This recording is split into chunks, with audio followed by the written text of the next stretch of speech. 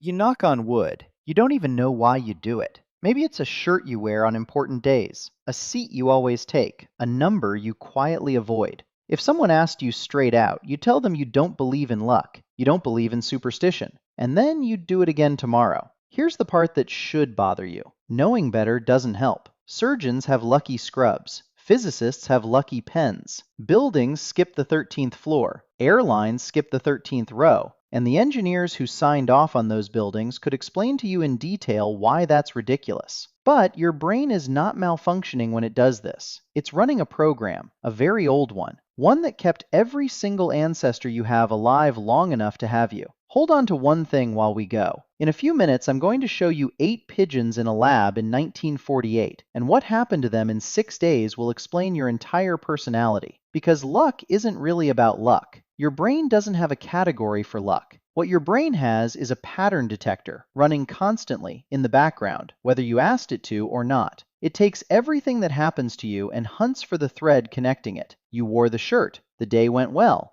Thread. You said the thing out loud. The thing went wrong. Thread. And that detector was never built to be accurate. It was built to be fast. And it was built to be wrong in one very specific direction. That direction is the whole story. Picture your ancestor on the Savanna 300,000 years ago. The grass moves. It could be wind. It could be a lion. There are 2 ways to be wrong here, and they are not the same size. Wrong the first way. You assume lion, you run, it was wind. You lost 4 seconds and some dignity. Wrong the second way. You assume wind, you stay, it was a lion. You lost everything. And so did every child you were ever going to have. Those 2 mistakes have wildly different prices, and evolution does not care about being right. Evolution cares about which mistake you can afford. 2 researchers, Marty Hazelton and David Buss, put a name to this in the year 2000. They called it error management theory. The idea is simple and a little unsettling. When 2 kinds of mistake cost different amounts, the brain stops aiming for the truth. It starts aiming for the cheaper mistake. It builds in a bias on purpose. Then in 2009, 2 biologists named Kevin Foster and Hannah Coco took that idea and put real math behind it. They published it in the Proceedings of the Royal Society B. They modeled a creature that has to link causes to effects in a dangerous world, and they asked a hard question. When does it actually pay off to believe in a connection that isn't there? The answer came back cleaner than anyone expected. Whenever a false alarm costs you less than a missed threat, superstition doesn't just survive. It wins. It spreads. It gets selected for.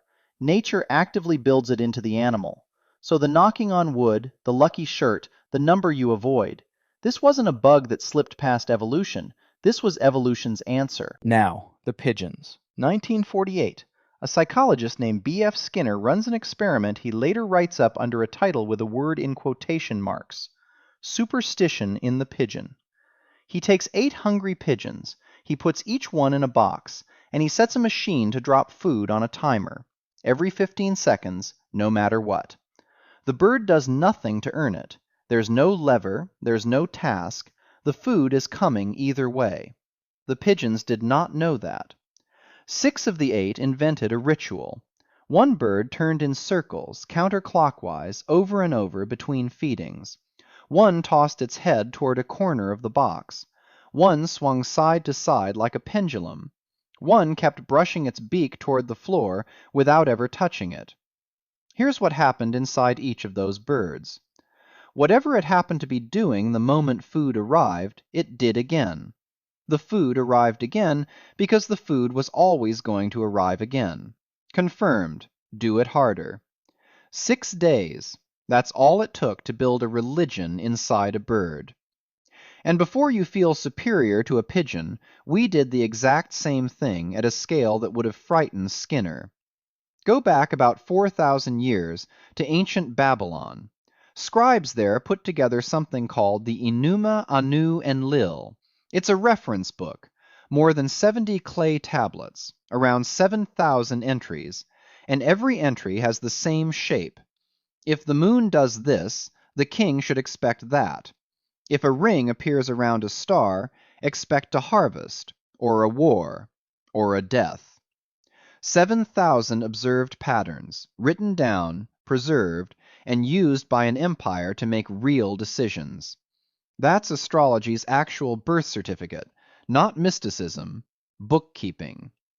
The same pattern detector that made a pigeon turn in circles handed a night sky and a writing system. So here you are, same detector, modern world. And the modern world is the worst possible place to run this machine because it is drowning in patterns that mean absolutely nothing. Your ancestors' detector handled maybe a few hundred real events in a day. Yours handles thousands, most of them random, most of them arriving through a screen. The lottery numbers you always pick, the route you drive on game day, the gambler blowing on the dice, the way you're certain the algorithm punished you for one bad post. And notice when it gets loudest, not when life is calm, when life is out of your control. That's the trigger, uncertainty. Sailors were always more superstitious than farmers, gamblers more than accountants. Athletes get worse about it in the playoffs, not in preseason, because the detector isn't asking what's true, it's asking what can I do? And when the honest answer is nothing, it hands you a ritual. Because a ritual is something you can perform, and helplessness is something you cannot sit inside of. The lucky shirt was never about the shirt. It's your brain refusing to let you stand in a moment where nothing you do matters. Now here's the part I actually want you to sit with. You could look at all of this and decide the pattern detector is an embarrassment, a flaw, something to train out of yourself. It isn't. That exact machine, the one that connects a rustle to a lion, a turn to a food pellet, a ring around the moon to a coming war. That's the same machine that connected a patch of mold to a dead bacterium, a falling apple to an orbiting moon, a dirty water pump to an outbreak of cholera. Science isn't the opposite of superstition. Science is the same instinct with a leash on it. Every discovery in human history started with somebody seeing a connection nobody had proved yet. The only difference is what happened next, whether they tested it or just repeated it. You can't have the second thing without the first. The brain that knocks on wood is the brain that got us off the Savanna. So the next time you catch yourself doing it, the shirt, the seat, the wood, don't be embarrassed. You're watching 300,000 years of survival software run in real time on a problem it was never built for. You are not broken. You are not weak. You are just ancient. What's your superstition? The one you'd never admit to out loud. Put it in the comments. I want to see how many of us do the exact same one.